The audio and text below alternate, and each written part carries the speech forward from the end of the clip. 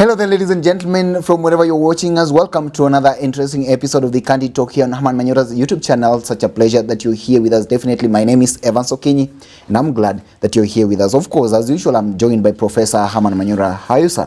Wonderful. Welcome to the show. Thank you. Yes. This wonderful Saturday afternoon, we are seated here at the city of Nairobi. Yes. The area is Ngong, definitely looking at how things are taking place in the country. Correct. And bringing Kenyans up to date with comprehensive analysis of the same. Now, I want to take you back to some debate that initially before the passing of the Finance Bill 2023. There was this debate throughout the country, but then there was one comment from Caleb Amisi. I know you know him quite well, that member of parliament. Now, this is what Caleb Amisi said, that the middle class grumbling about the Finance Bill should be a wake-up call. When the proletariats rise up early to vote, you take election day as a holiday. A nation is not destroyed by the ignorant, gullible voters, but by the brilliant, knowledgeable citizens who don't vote. Ruto is simply punishing your political dormancy. Now, let's begin from there. What do you make of this statement by Honorable Caleb Amisi? What Caleb Amisi is trying to say is that the people with the training, the experience, the ability, and the resources to push for change are the most docile. So that if the city council does not provide the water, they buy their water tanks, build an infrastructure, and buy water. If there is no security, they hire guards and build walls around the houses.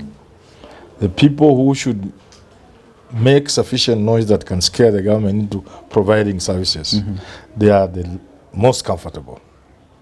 So when people are going to the streets to demonstrate, even when people are going to vote, then they are watching things on TV. So in short, you're saying, watch it, you are chome. Let them come for your salary. That's what he's saying. Definitely. So you side with him on this because it's like he's saying that they do not have any right whatsoever to complain, even if the regime is oppressive, as they may say. They should not complain because a good number of them didn't even vote. Yeah. Now, how then are we supposed to look at this problem and solve it in its entirety? Because here we have a good population of the Kenyan people definitely failing to vote, and the middle class have been touted as making a greater percentage of that number. That how are we now going to solve it to make sure that next time perhaps they will see the need for voting and therefore would join the common man in doing so? You see, this is not a middle class. This is a pseudo middle class. These are middle-income earners, but they're not the members of the middle class. These are people who are basically one payslip away from poverty. So their sense of comfortable is baffling. These are people, if they lost their jobs, in another 3 months you meet them, they will be paupers in the streets. A middle class is composed of men and women who have a stake in the economy. Yes. In a very simple world, you want to say people who have investment at that middle level. Yeah. But not people who are defined by way of a payslip. Yeah. But even those who are in the middle class, even the ones that you've just given us about here, telling us that they are, well, let's talk of those who have the payslips and those who are working, perhaps at the end of the day, they all contribute to that pile up of people who do not actually go to the voting stations during that particular day.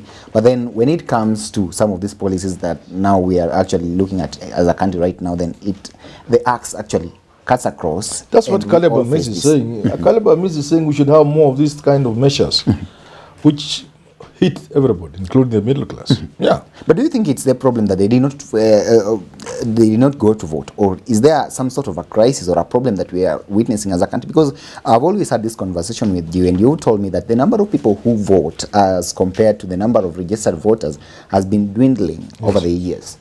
So where do you think the problem comes from, and how best can we solve it? You know, voting has a measure of excitement, that you excite people to go and vote. When people go up in society, they have more education, they live better lives. It becomes much more difficult to excite them. And because politics doesn't make sense to anybody, the people who get excited are excited because they're entertained. The middle class have better entertainment. You see, the people who rush after politicians chance to get 100 shillings, 200, the so-called middle class cannot be excited by 200 shillings. And then their eyes are open wide enough to know that these politicians are just jokers. But why can they vote? So it's like they have given up. They don't see the meaning of politics. They don't see the benefit derived from politics. So it's a waste of time. Does that beg the question why the sudden rise in voter apathy in the country, and should the government actually be concerned about this? Partly yes. But again, we need to re-engineer our politics, given our local circumstances, so that we have people interested in politics, including that so-called middle class. But if we continue in those same trajectory, soon less than 20% of registered voters will be voting. Okay. Last time it was about 50-something, 60, a bit of exaggeration hapa na ukora kidogo, but basically it's been going down badly. So still getting back to what Caleb Amisi was definitely saying. Now, my question would therefore be, now, whether you vote or not, all of us are definitely Kenyans. Yes. Now, does it mean that if you do not vote or if you do not take part in the elections, then when a regime comes on board and then brings up policies that would perhaps be oppressive to you, then you're not supposed to complain as a countryman? You know what? What Caleb is saying is a micro example. When it is fully blown into macro, it means the country will reach a point where it will have to pay for its stupidity. Yes. That you take voting for granted. You think your MCA is the man who gave you 50 shillings. You don't know your MCA is much more important than the president in your life. You don't know the policy that parliament is making. Now look at this finance bill and the budget.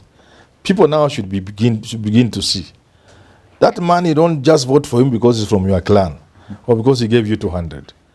He will put measures in place that will affect your grandchildren. So ultimately, people will get to know that they have a role to play to make their country a better place. At a higher level, what Caleb Amisi is saying is that if you do not do something about it, a time will soon come when the country will just burst, and all of us will pay.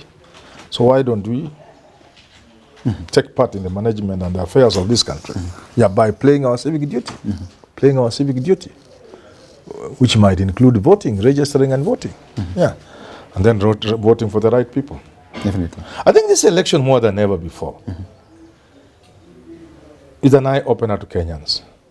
That voting is not just something you dance in some public rally, then after 21 days you cast your vote to any idiot. People are beginning to see. And I think I like it. Sometimes what Caleb Amisi is saying, maybe without even knowing that, let things get worse than they are.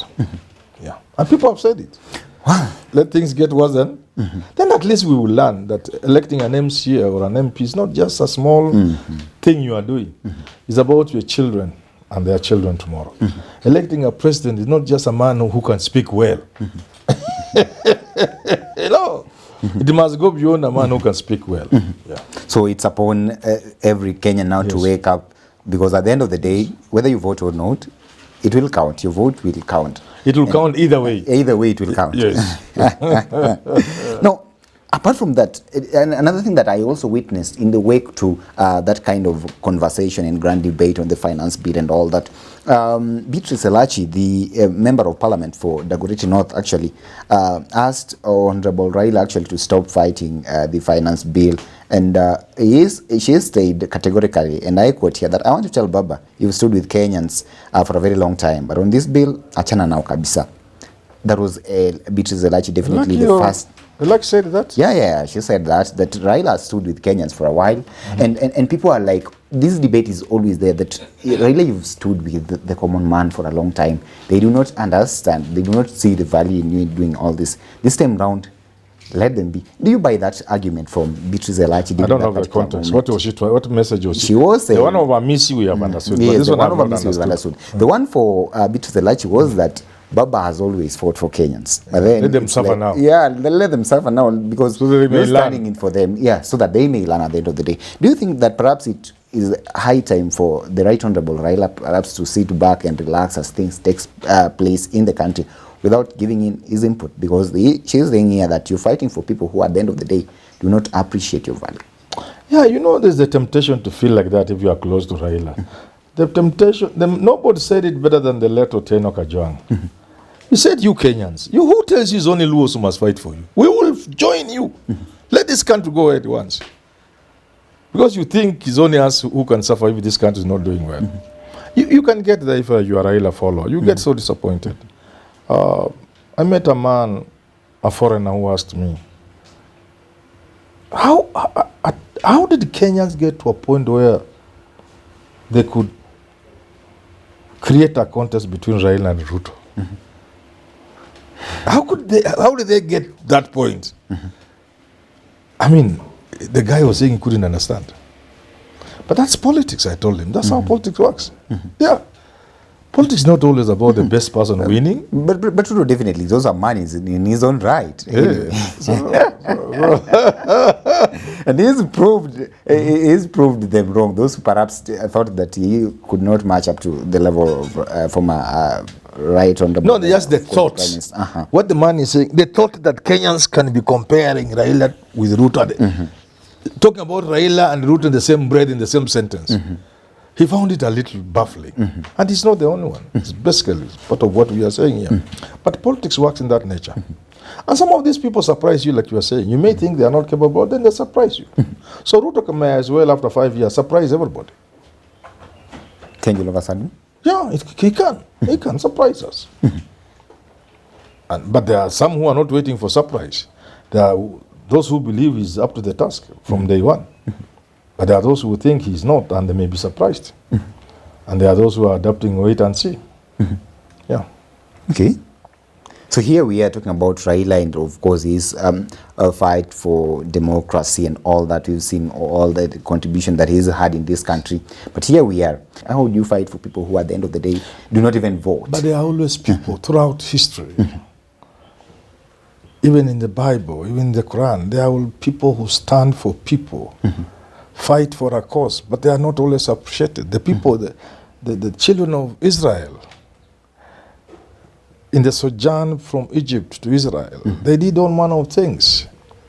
They ignored Moses. They abandoned him. They made their own gods. You get it?